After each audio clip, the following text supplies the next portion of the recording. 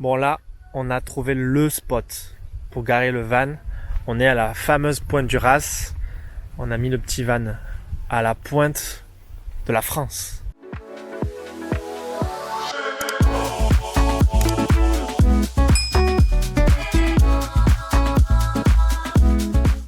Du coup, c'est 15 € la nuit. Ok. Bon, on verra demain matin. Il va y avoir les sanitaires. D'accord. Malgré le coût de 15 €, on a décidé de rester stationné à la pointe du Raz pour profiter du coucher de soleil et de cette vue incroyable. Et même pour dîner avec la vue face à la mer. Donc on se fait un petit plat de pâtes, tous les trois, avec la petite Swan qui va mieux et qui est là. Je pense que c'est le meilleur plat de pâtes qu'on a pu faire. Non, t'es pas d'accord? Oui, c'est clair. Avec la vue comme ça, les pâtes elles sont excellentes. Bonissimo. La mission ce soir, c'est Sunset à la pointe du Raz. On va aller tout là-bas. Oui, toujours prendre une petite bière pour le Sunset. Une petite bière blanche, brite, bretonne. Ça fait l'affaire. Toujours indispensable pour le Sunset. Je sais pas si vous êtes d'accord avec moi. On a trouvé le spot, on est installé. Tous les trois. Avec Swan. Swan. Premier Sunset de Swan. Oh non. Non, elle a déjà vu. Bah normalement il a coupé le souffle, comme on dit. Petite vue mer avec les rochers sur la pointe de la France. Il faut savoir c'est le bout du monde, on dirait. Non, le point de la France. Mais si la France est le centre du monde, donc on est au bout du monde.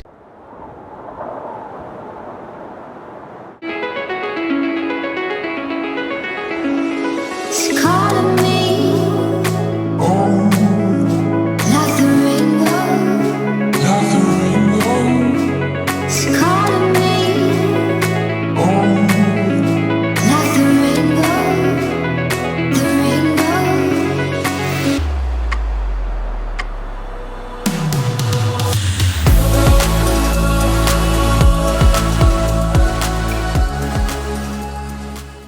Mission Sunset remplie. On a eu un coucher de soleil incroyable. Sur le chemin du retour, Swan a voulu faire un stop au concert.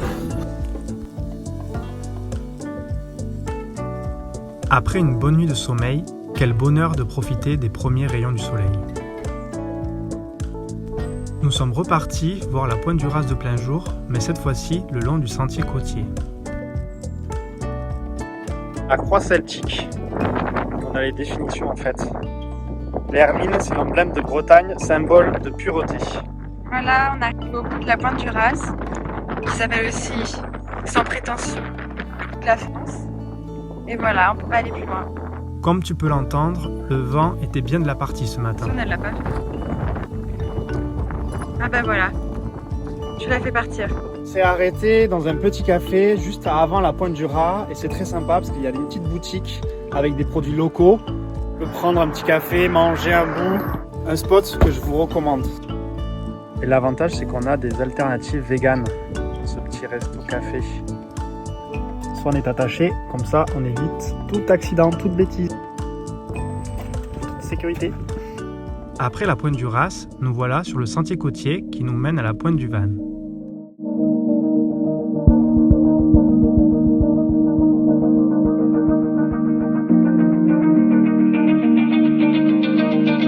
Au bout de mon doigt, c'est la pointe du Raz. C'est là où on a vu un magnifique coucher de soleil. Tu t'en souviens ?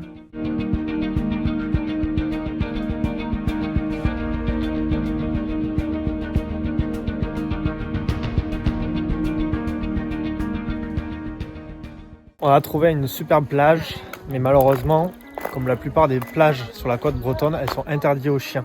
Ça, c'est vraiment compliqué, quoi. Si tu voyages avec ton chien, bah, c'est même embêtant, quoi. Parce que bon, t'as envie de partager des moments avec eux, t'es obligé de laisser Swan au van avec Tiana, faire un plouf et puis alterner. Ou faire au moins une plage qui accepte les chiens, ce serait cool. Ou sinon, faire des créneaux, peut-être, entre 8h et 10h ou 17h, 19h, quelque chose comme ça. Ça permettrait d'adapter et donner la possibilité aux gens qui voyagent avec leurs chiens de profiter de ces moments-là, pour se baigner avec eux, de les balader sur la plage. Même l'été, il fait chaud, ils ont le droit à se baigner. Bon, je comprends que c'est compliqué et puis c'est risqué avec les enfants. Mais bon, s'il y a peu de monde le matin ou le soir, bah, ça donne la possibilité à ceux qui ont un chien de pouvoir profiter de ces moments en vacances, au lieu de les laisser soit à la maison, soit dans leur van. Et il y a toujours une solution, on peut toujours s'améliorer. Donc petite suggestion du jour.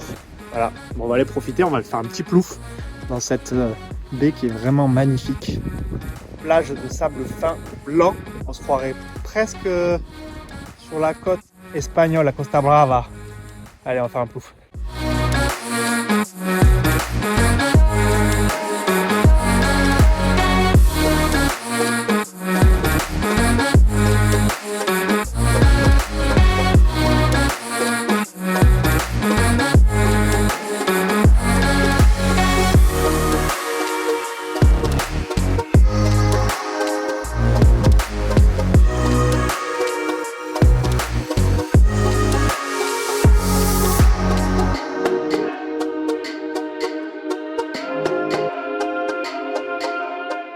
C'est la plage de Port-Spéron, à côté du petit village de Port-Spéron. Ça vaut vraiment le coup. Donc si vous allez visiter les deux pointes, la pointe du Raz et la pointe du Van, vous devez vous arrêter ici pour un plouf. S'il fait beau, je vous le conseille vraiment. Dernier stop de ce road trip à Bossé-les-Bois, pas loin de Vitry. Pas loin de Vitré. Ah, mais... Bon, je vais vous montrer la vue. Allez, je te vois bien en train de rigoler derrière ton PC. Je te remets ma tête et celle de Swan au ralenti. C'est cadeau. Alors, je sais pas trop comment ça marche.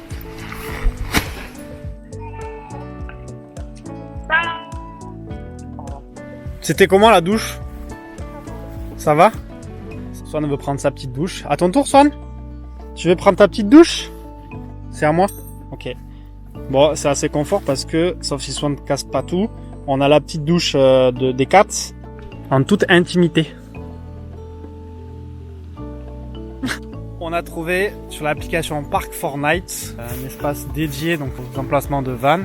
Et là, on retrouve une petite aire de jeu. On a mis la petite douche où Tiana est en train de se doucher juste là, avec les derniers rayons de soleil.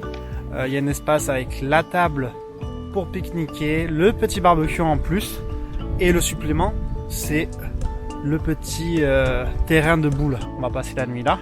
La dernière nuit avant de rentrer à Paris, ça nous a permis de couper le trajet de la Bretagne parce qu'il y avait 6 heures de route. Donc là, comme ça, on a pu faire 3 heures, dormir un peu.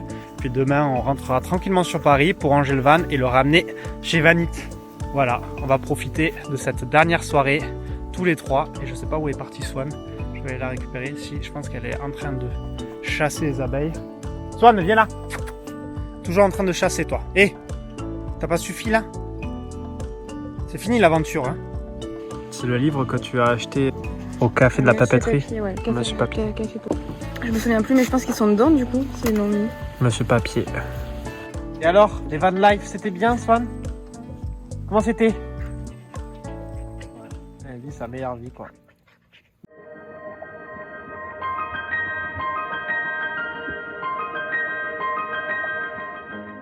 Avant de rentrer sur Paris, on s'est arrêté donc dans un petit village, le petit village de Vitré, qui est très mignon.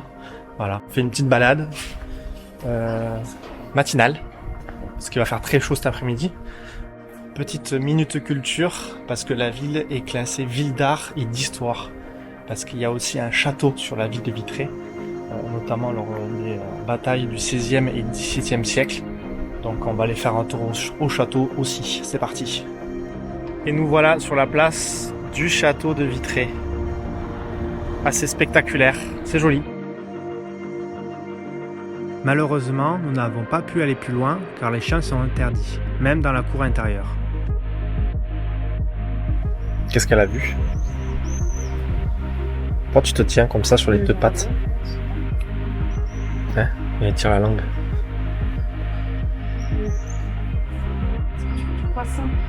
Il n'y en a plus. On va tout manger. Dernière petite visite de l'église de Saint-Martin à Vitré avant de reprendre la route et rentrer de ce road trip la tête pleine de beaux souvenirs. Au-delà de ce sentiment de liberté, la van life nous procure une sensation de bien-être et de joie. Pas besoin d'aller bien loin finalement. La Bretagne du Sud regorge de paysages pittoresques. Une destination idéale pour un premier road trip en van. Bon, je t'avoue qu'on a eu de la chance, on n'a pas eu de pluie pendant tout le séjour. Impossible is nothing. Ça aurait été drôle quand même pour nos vidéos. J'espère que ces images t'auront donné envie de sauter le pas et de vivre ta prochaine aventure en van aménagé.